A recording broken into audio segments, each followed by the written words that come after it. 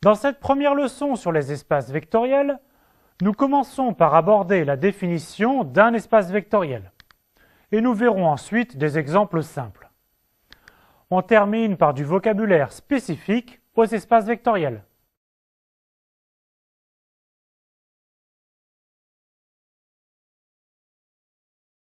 La notion d'espace vectoriel est une structure fondamentale des mathématiques modernes. Il s'agit de dégager les propriétés communes que partagent des ensembles pourtant très différents.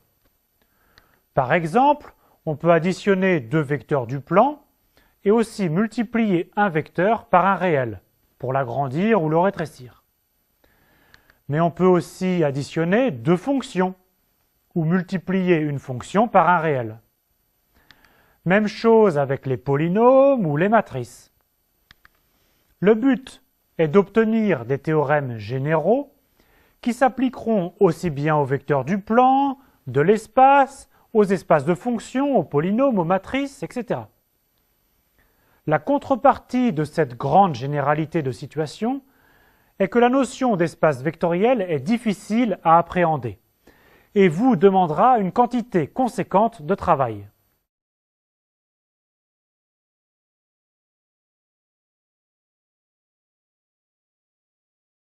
Essayons d'abord de donner une définition d'espace vectoriel avec des mots. Un espace vectoriel est un ensemble formé de vecteurs, de sorte que l'on puisse additionner et soustraire deux vecteurs u et v pour en former un troisième u plus v ou u moins v.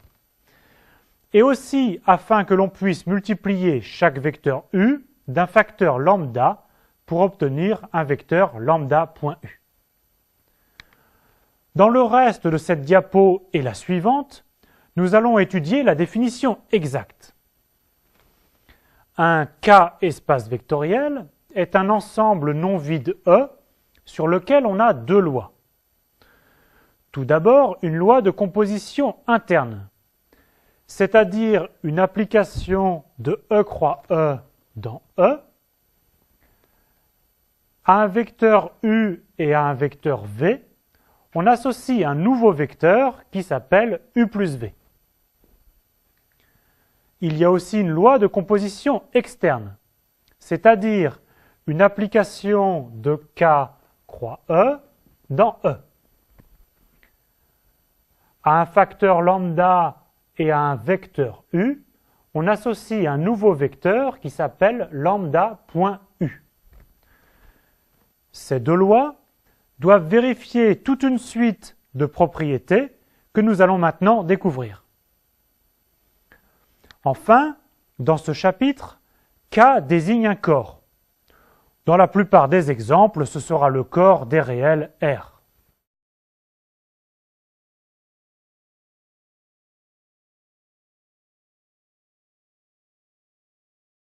Les deux lois plus et point vérifie la liste des propriétés suivantes. Les quatre premières propriétés concernent la loi plus. U plus V est égal à V plus U, ceci pour tout U et V de E. U plus V plus W est égal à U plus V plus W, pour tout U, V, W de E. Il existe un élément de E que l'on appelle élément neutre et que l'on note 0 de E, tel que U plus 0 de E est égal à U, ceci pour tout U de E. Pour tout U de E, il existe un autre vecteur U', tel que U plus U' est égal à 0 de E. Ce vecteur U' s'appelle le symétrique de U et se note moins U.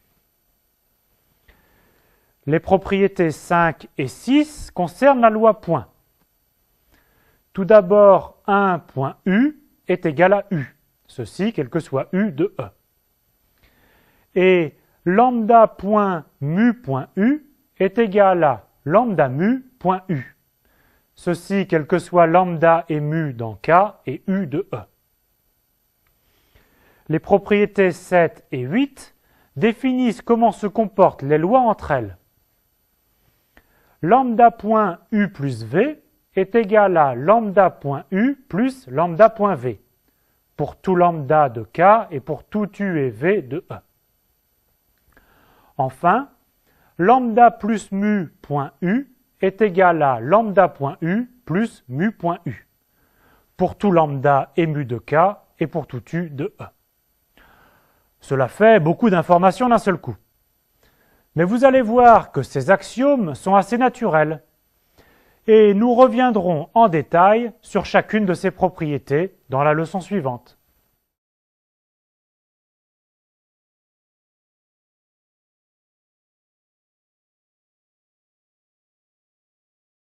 Le premier exemple, vous le connaissez depuis longtemps. R2 est un R espace vectoriel.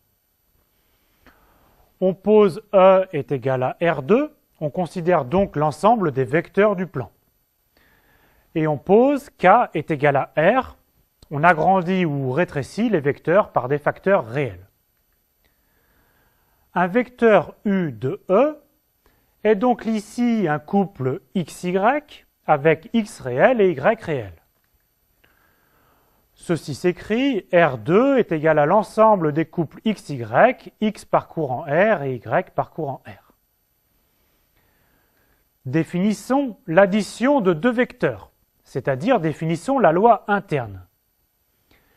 Si XY et X'Y' sont deux vecteurs de R2, alors on pose XY plus X'Y' est égal à X plus X', Y plus Y'.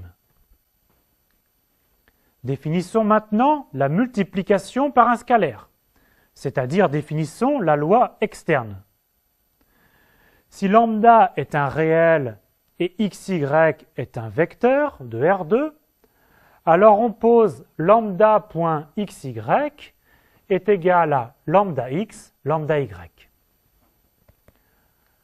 L'élément neutre de la loi interne est le vecteur nul 0, 0. En effet, ajouter le vecteur nul à n'importe quel vecteur ne change pas le vecteur. Le symétrique du vecteur xy est le vecteur moins x, moins y, que l'on note aussi moins xy. En effet, xy plus moins x moins y est égal au vecteur 0, 0.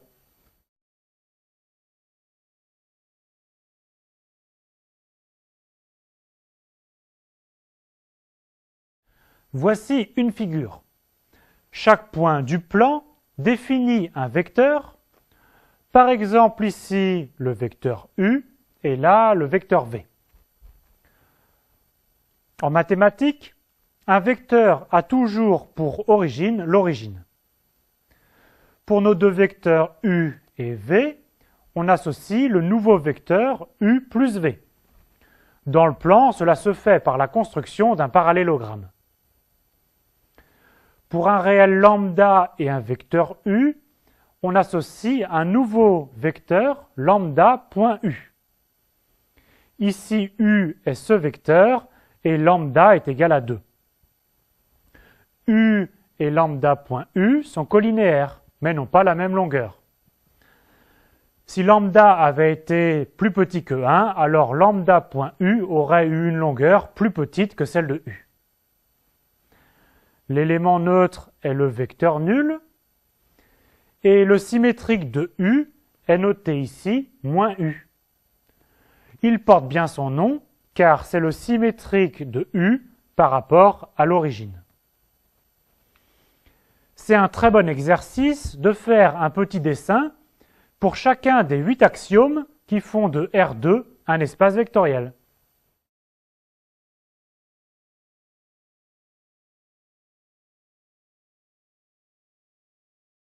L'exemple suivant généralise le précédent.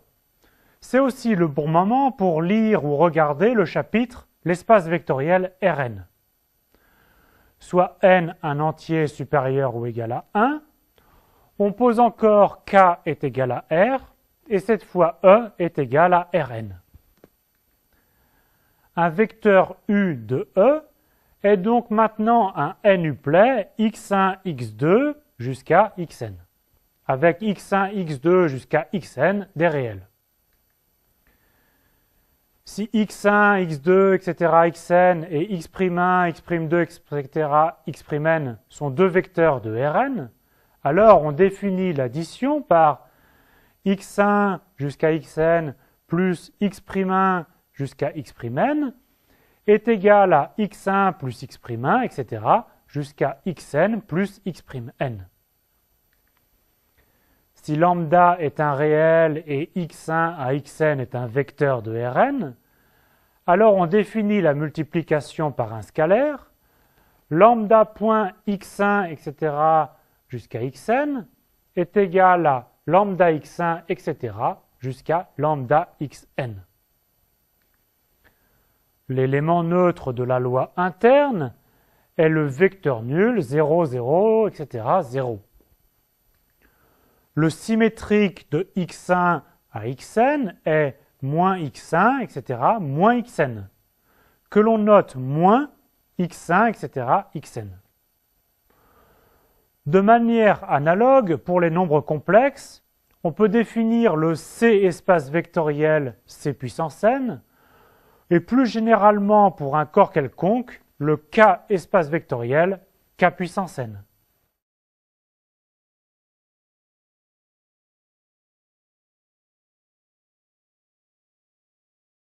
Voici un exemple un peu différent.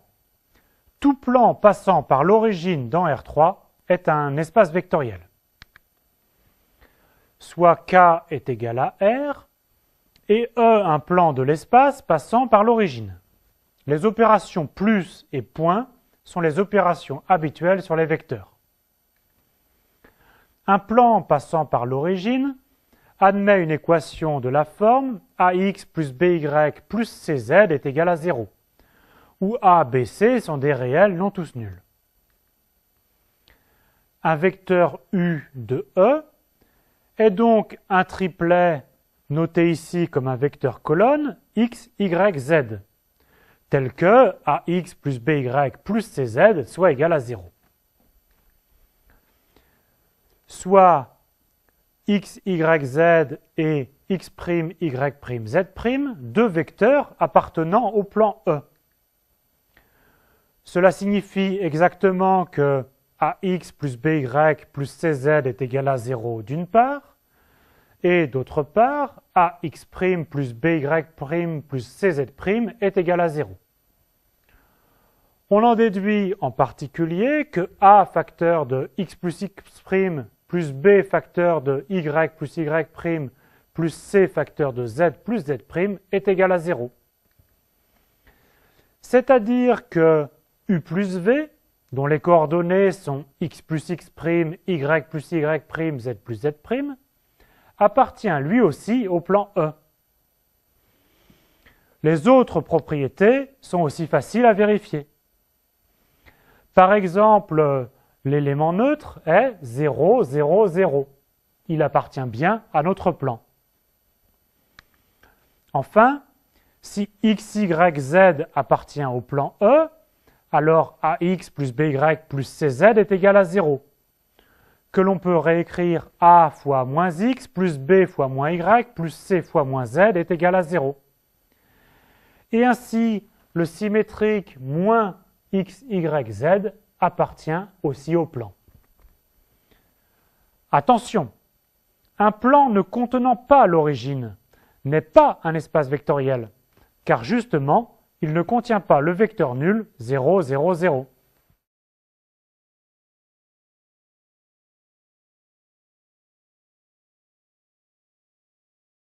Rassemblons les définitions déjà vues et précisons le vocabulaire. On appelle les éléments de E des vecteurs. Les éléments de K sont appelés des scalaires. L'élément neutre 0 de E s'appelle aussi le vecteur nul. Il ne doit pas être confondu avec l'élément 0 du corps K.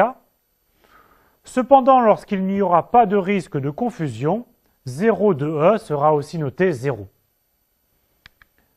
Le symétrique moins U d'un vecteur U de E s'appelle aussi l'opposé. La loi de composition interne sur E notée plus est appelée couramment l'addition et U plus V est appelée somme des vecteurs U et V. Enfin, la loi de composition externe sur E s'appelle la multiplication par un scalaire.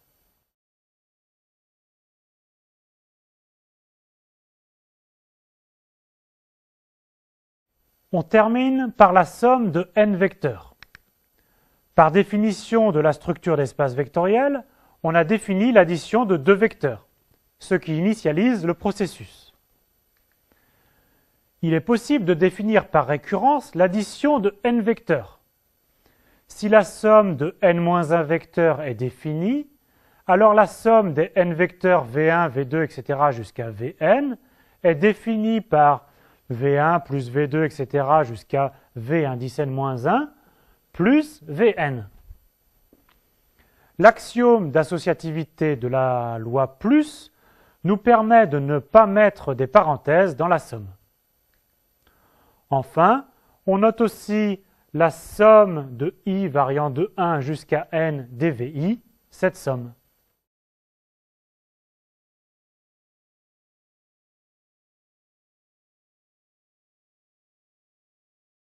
Il faut beaucoup de temps et de travail pour comprendre les espaces vectoriels, mais c'est l'une des notions les plus importantes de la première année.